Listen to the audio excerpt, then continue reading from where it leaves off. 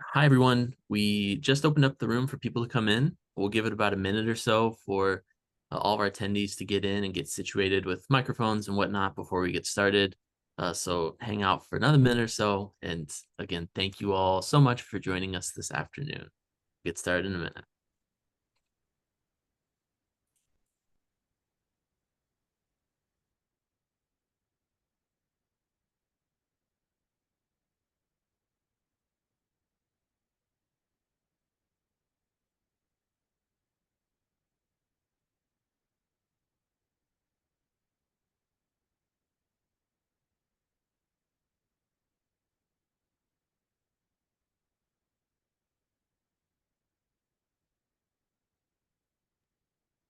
All right. It looks like our numbers are stabilizing a little bit, so I'll go ahead and get started, and people will keep trickling in as we get going. But I just want to start off by saying welcome, all of you, to those of us who are joining us today, whether it be live right now or recorded later on.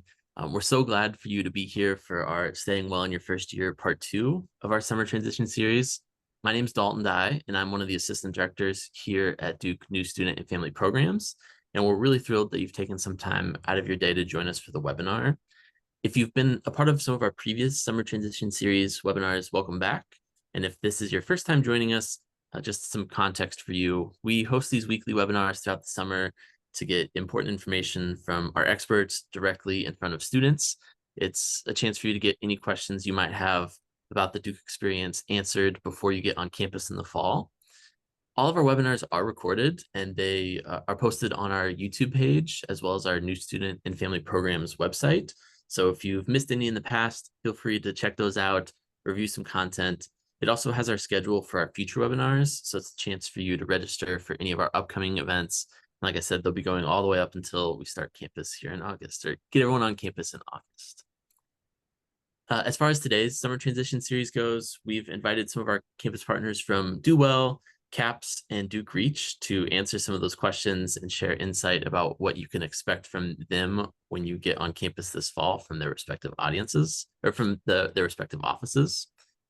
Before we get started with all that, I do just want to give you all a heads up that we're recording this webinar, and we'll be posting it online after we are finished. Probably should have started sharing my screen here, but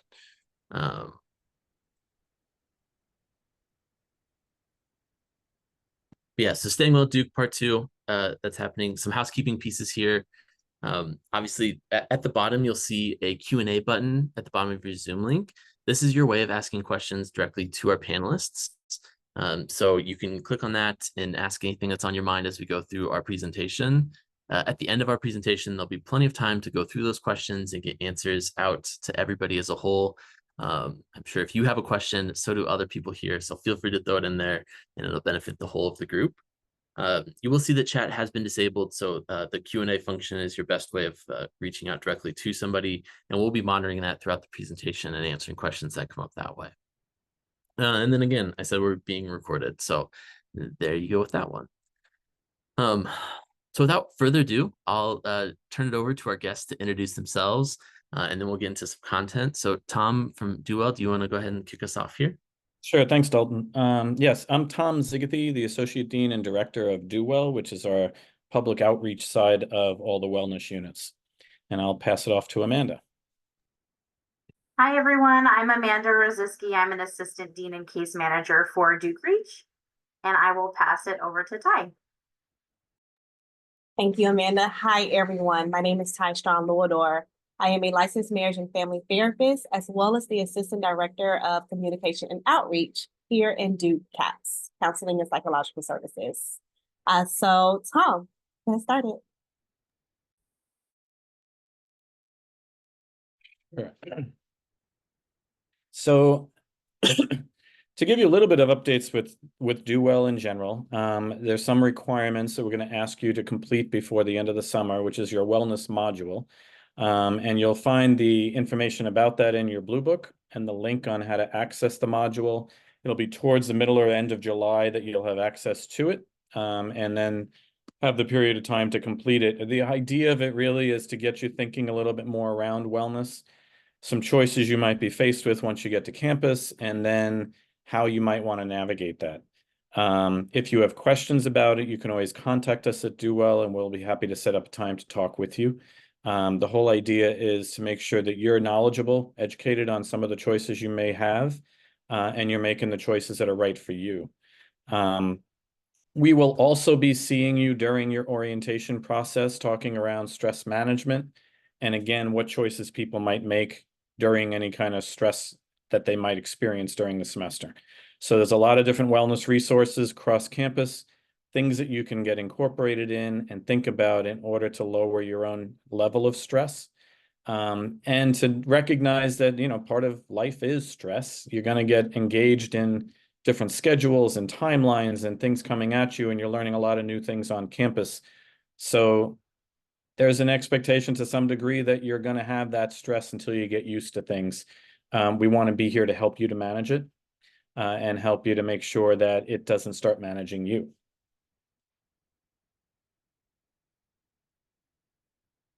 So some suggestions in regards to promoting your own sense of wellness and well-being.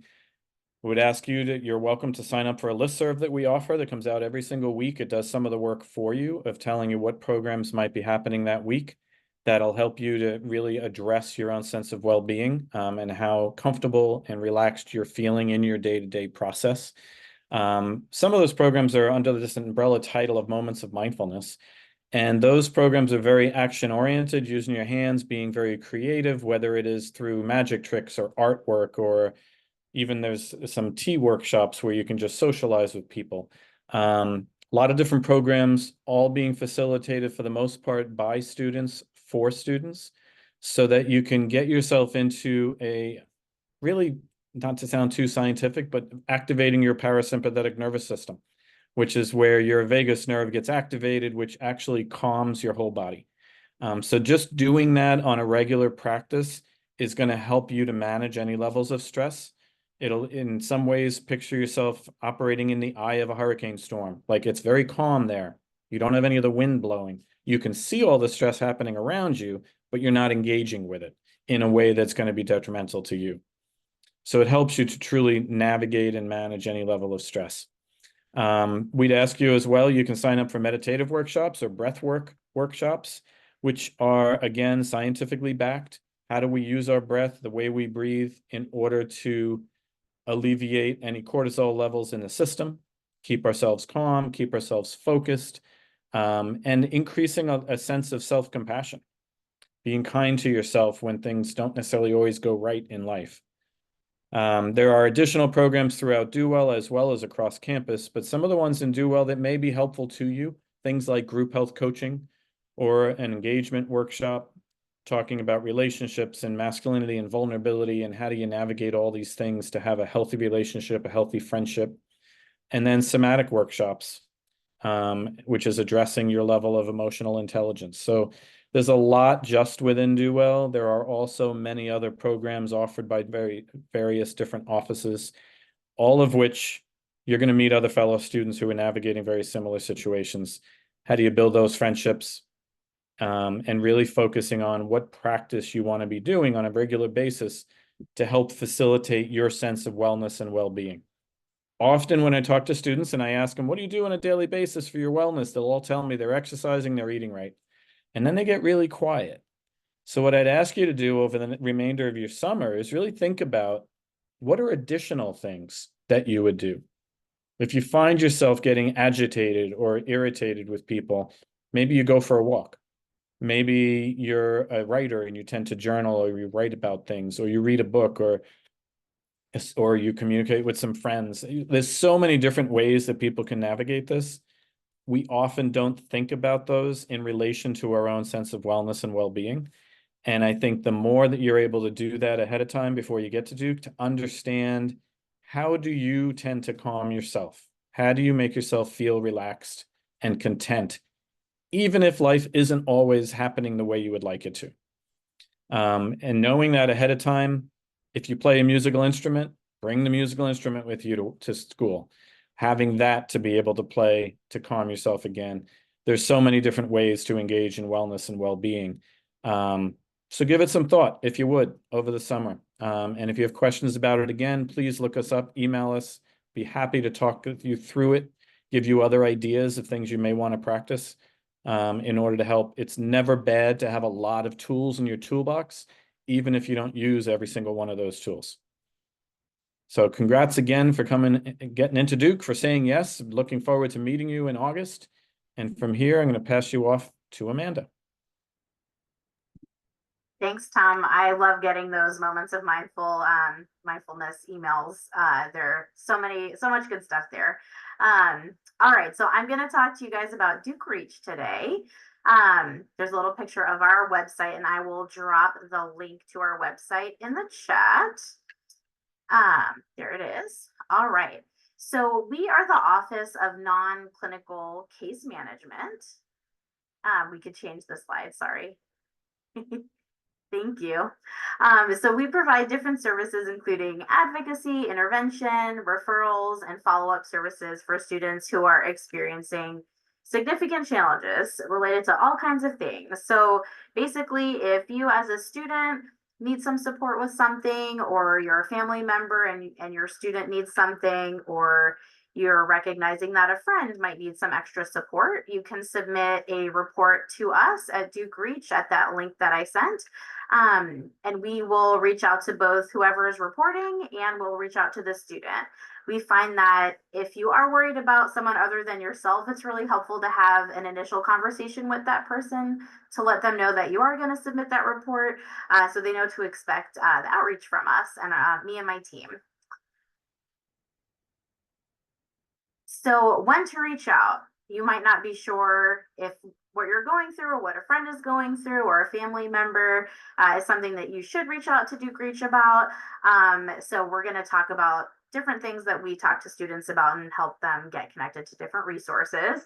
But at the end of the day, if there is an emergency, we're always going to ask that you call Duke Police first. That's a phone number that I suggest students and even family members can put in their contacts. I have it in my favorites, so if I ever need them, it's very quick to get that number.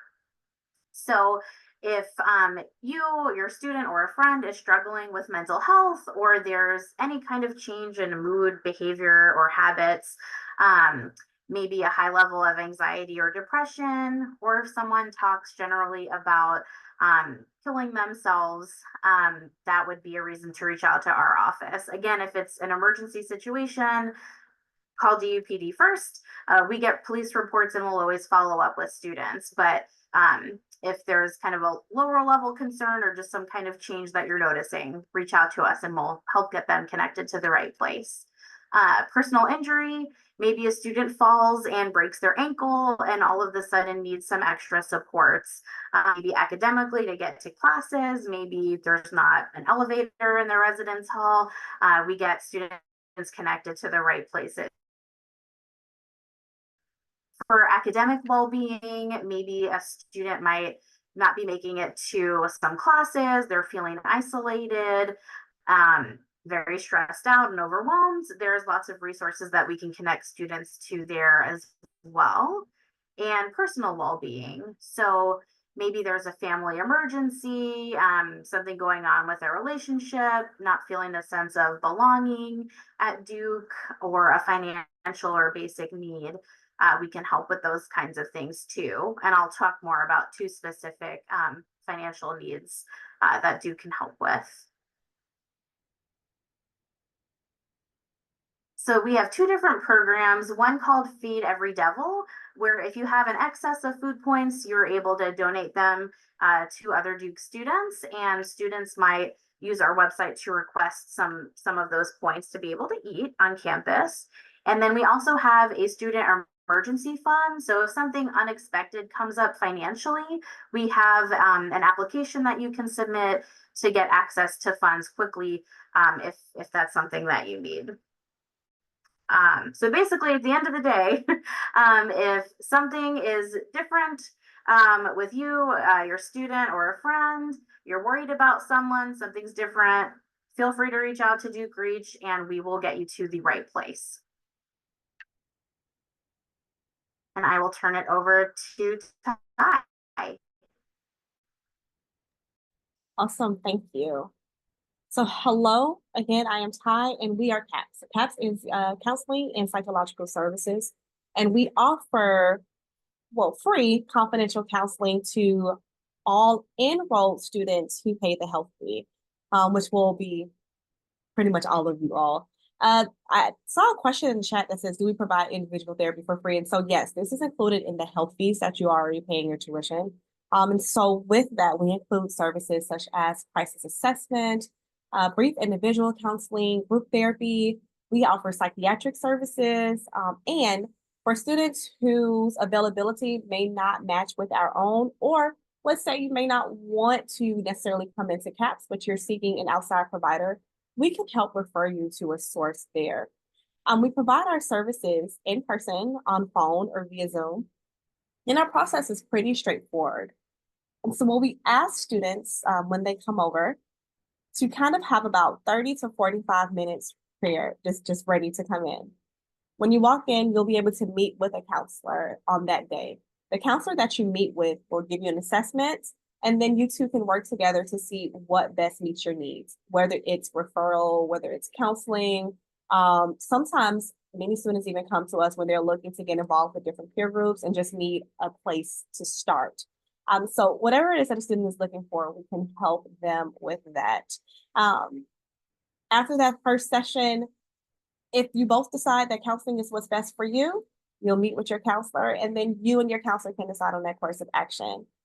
I am biased, I will admit that. And so as a therapist, I like to tell students, especially if you're new to therapy, give it a little bit of time. Sometimes it's interesting getting to know someone or having to share some really vulnerable parts of yourself. I always tell students, at least give it 2 to 3 sessions. See if that person meshes with you, see if you mesh with them, see if you like their style, because just as a therapist is getting to know you, you're also getting to know that person and seeing if they're best to help you on this journey. So I tell them, give it 2 to 3 sessions before you decide if you want to either go to somebody else, or maybe you feel like therapy isn't for you at the time, which it happens, we're open to that. But again, we're here for all students for any support that you may need in the mental health realm. That's my general spiel.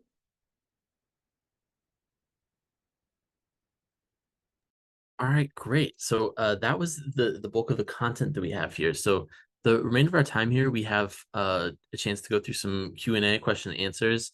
I know there's been a couple that have been thrown in there. So if you have anything, feel free to ask those now. But I will start off with one directed at you, Tom, with the moments of mindfulness. How often are those programs offered, and is there any cost associated with those for students? So the Moments of Mindfulness programs are offered every single week. At the beginning of August or so, we're in the process of developing the new schedule for this fall, and we set a set schedule every single week of the semester, mainly because what we're trying to help you guys do as students, obviously you memorize your academic schedule each week. We don't change the schedule every week for our programs, because that way you can see which ones you're going to be available for and not have to look at the schedule every single week, which is going to add to your own stress level. So the programs will happen every week. They are free of charge. You've already paid them through your medical or health fee, because that's where we're funded through. And you can show up. You don't have to register in advance. Just pick the ones you'd like to check out and come to, and you go to those. After you've been to a few of them, you understand them. If you decide you want to get further involved and maybe you would like in the future to facilitate some, and you have an idea, pitch it to us. Let us know, and we'll work with you to try to make that happen. That's great. Thank you. I am curious a little bit more on costs associated with all of these services. So I know, Ty, you mentioned the part of being some of the student health fee, and then Tom, kind of the same piece. Are there other services that there might be any out-of-pocket costs associated with this, or are these all parts of all things that students will have already sort of been prepaid by?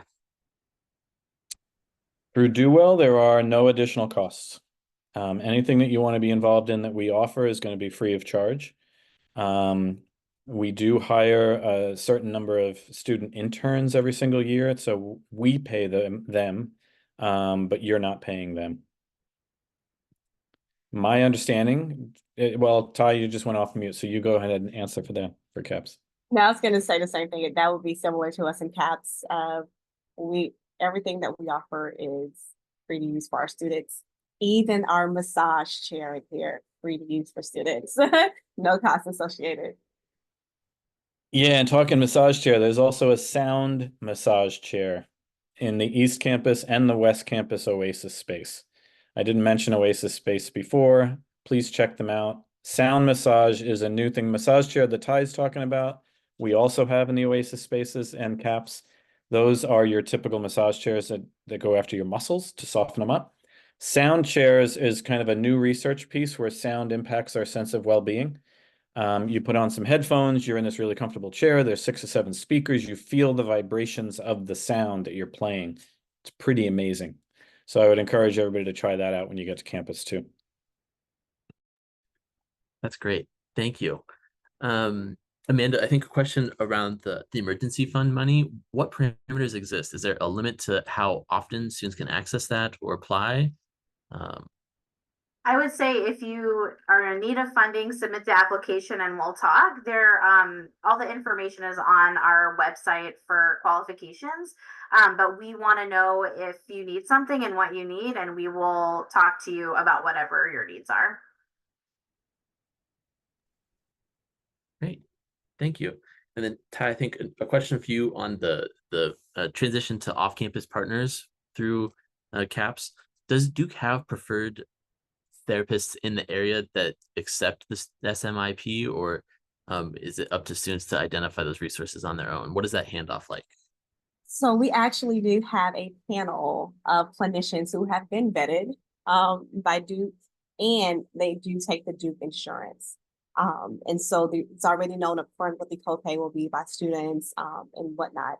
And when we provide those resources, we ask students to call. We do ask students to call and set their appointments, but we do follow-ups as well to make sure that process is still moving along smoothly. Got it. So definitely like the soft handoff approach there, which is great. We love that. Okay. Tom, I think a question for you on the Wellness LLC. What information is available about that? Is that something first years can participate in? So the Wellness LLC is actually for sophomore year. And so you can always apply to it when you're looking at housing on West Campus. And I would say, I believe we have some information on the website, but you can also email me at ts86@duke.edu. And so the Wellness LLC, the whole idea of it is that students who are interested in wellness and well-being are going to be joining that to do different programming. There's activities that they organize as they move through the semester with an idea of supporting each other in different elements and areas of how they might practice their wellness and foster their own well-being. A lot of it does depend on student involvement in the LLC. We have 50 beds to have students get into. So there's some room. There's certainly a lot of room for students as well. So come with your ideas and what you want to be involved with. That's great. And I think I'm going to throw it right back to you again, Tom. You mentioned work study or the student interns that you hire. How can freshmen apply for that? How do they go about doing that? What's your hiring process with? They can again contact us at DuWell. We have a general email that's on the website as well to say if they're interested. If we do have, I know we have a number of the positions already filled now, but if they are all filled and we don't have empty slots, you can also volunteer at the center, and we'll try to get you involved as best as we can. Just give us a call, contact us, talk us through finding out what is it you would like to get involved in. What do you want to do? And if we can't accommodate, then we'll try to connect you somewhere within student affairs too, to other areas where you may be interested as well. But there's certainly a lot of work around wellness to be done. There's a lot of students that are very focused on it, and we want to expand their view of it and how we address it long before any of us hit crisis. So a lot of service pieces that Amanda and Ty have spoken about with both DukeReach and CAPS often is students who are really getting to the point that they need some level of professional help to accommodate and to kind of get them back to a normal, average, or often common way that they are working. I know I'm stumbling on the words here. But in order to really work at a regular kind of practice, the DuWell side of it is trying to assist you when struggles might be much smaller, so that it's something that you'll be able to navigate with a couple of extra tools, so that possibly you won't need to go to professional help. It won't get that severe.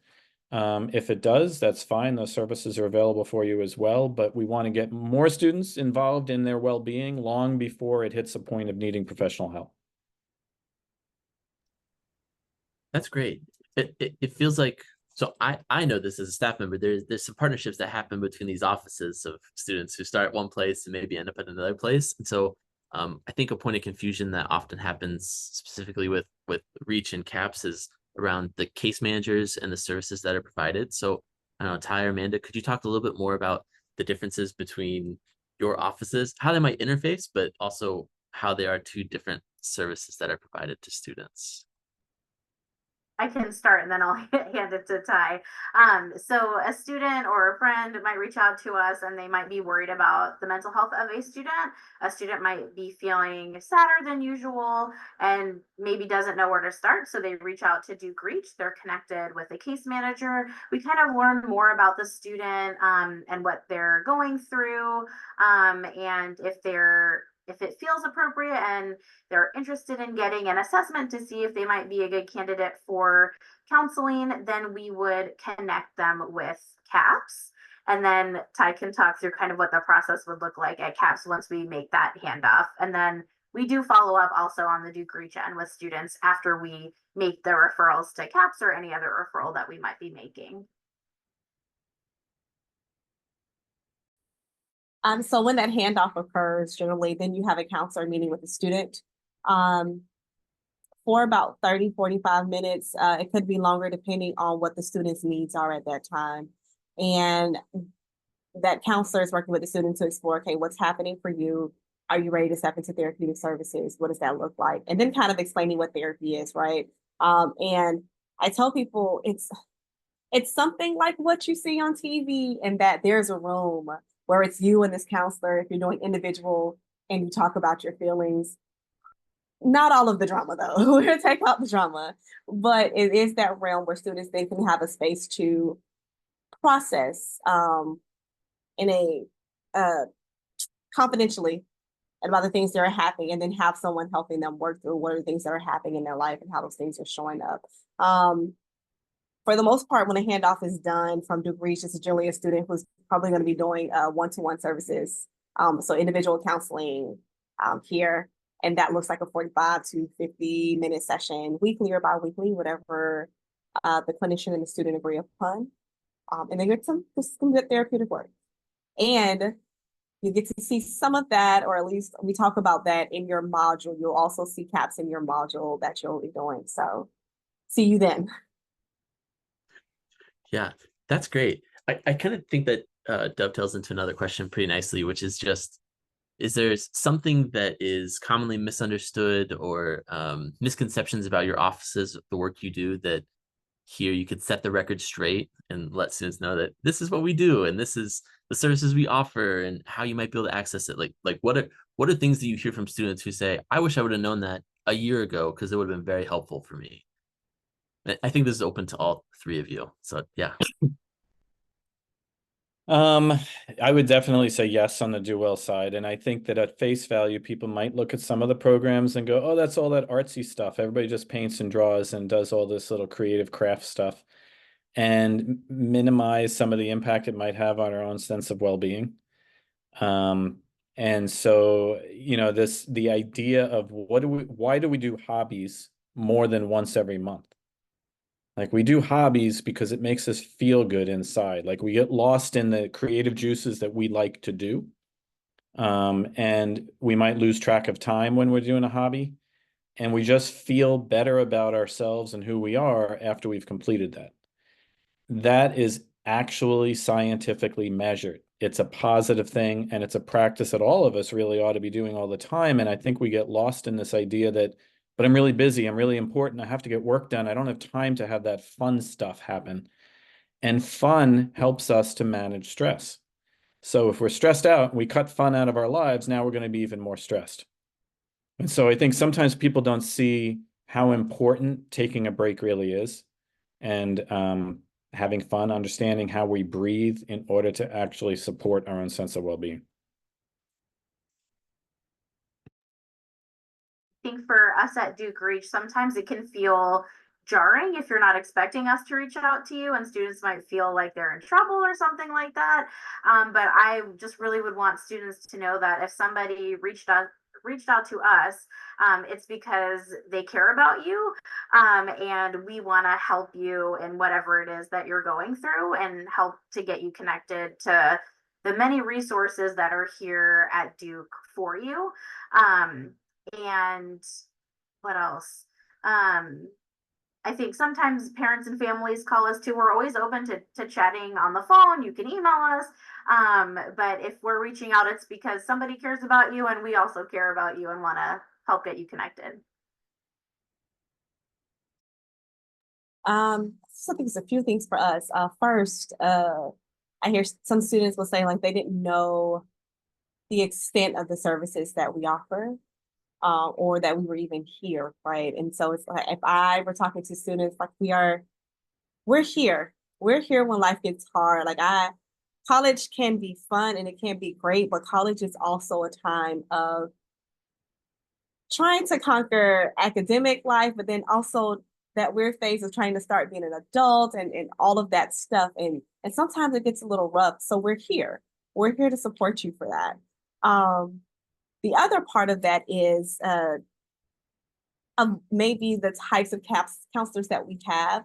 And so CAPS has a very diverse staff. On our staff we have social workers, marriage and family therapists, psychologists, counselors, right? We are diverse in profession.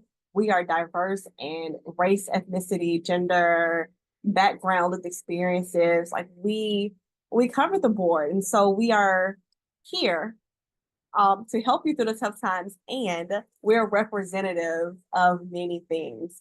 I think the last part is, there's still that stigma attached to counseling. Listen, we're the cool counselors, okay? Come see us, come check out our events. We have the good swag. We do. We have the good swag. So come see us. That's right. That's always really important. You gotta have the draw to get people in the door. So that's great. It kind of sounds like if I'm threading a thread through all three of your offices and the work you do, is that there's a lot students can do to take care of themselves, but there's also sometimes that you need some extra help or some extra knowledge. And it feels like all three of your offices are situated to provide that support and kind of help students get over the hump if it gets to them. So that's great. I think just a couple final questions here, and unless some more pop up in the chat. One, how can we learn more about your offices and the work you do over the summer before we get on campus? I know the website exists, but are there other social media channels or resources that students could reach out to and explore your services? We definitely are on Instagram. All the offices contribute to the same social media channel. It's not as busy during the summer, but there are pieces of information on there. And I would say to sign up for the listserv that goes out every Wednesday, so that if there is any current info happening, that we can send that out. Those are the two that I would think about. I would say for DukeReach, if you want to get connected with us before coming to campus, you can email us at dukereach@duke.edu, and we can have a chat before you even get to campus. The same thing would go for Duke CAPS. You can give us a phone call, 919-660-1000, and feel free to ask any questions. Great. Then I think maybe we'll round it out with just one final big pieces, words of advice, anything that you've taken away from this presentation. If students had to listen to one part of our 40 minutes together here and take it away, what would be their one piece from you in your office?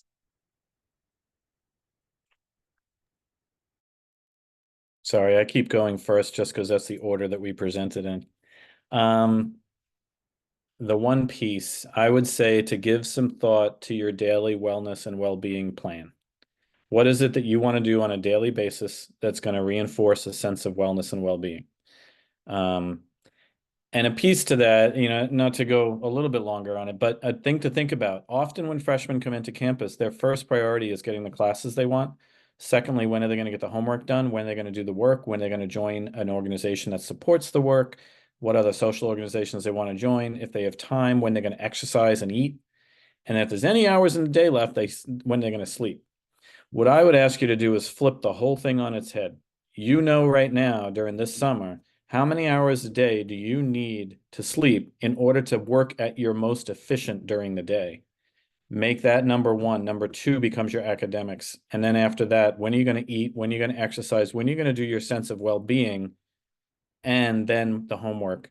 And after all of that is in the schedule, then think about the other social pieces as well, so that you have a much more balanced schedule and one that's really focused on wellness and well-being being the priority, because that's what's going to sustain you when the semester gets difficult.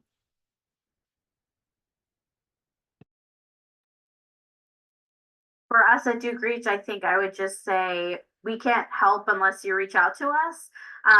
We kind of respond to the information that we get. So if you're noticing that you have any questions, need support, any kind of resources, or a friend, reach out to us. No question is too small, no issue is too little. Like, we will talk to you and help to get you connected, and we can't do that if we don't hear from you. And for us, I would say when things get tough, don't think you have to do it alone. Like, CAPS is here to help. You don't have to do this by yourself. We're here. That's awesome. Thank you all for sharing so much. We really appreciate it. It does look like our questions have kind of trickled off here, so I think we'll go ahead and wrap it up. To all of you who participated, thank you for being here, making time out of your day to speak with us. Thank you for the insightful questions. We really appreciate it. As I mentioned earlier, all of our webinars are recorded, so you can review this information on your own time, share it with people you think might be interested in it, and then you can also take a look at our website for our upcoming webinars, and put those on your calendar and register, so that way you can get to know some of the other campus partners and resources we're highlighting this summer. So I think with that, thank you all so much. I hope you enjoy the rest of your day wherever you are watching this, and if you need anything, please don't hesitate to reach out. Thanks, y'all, and excited to see you in August.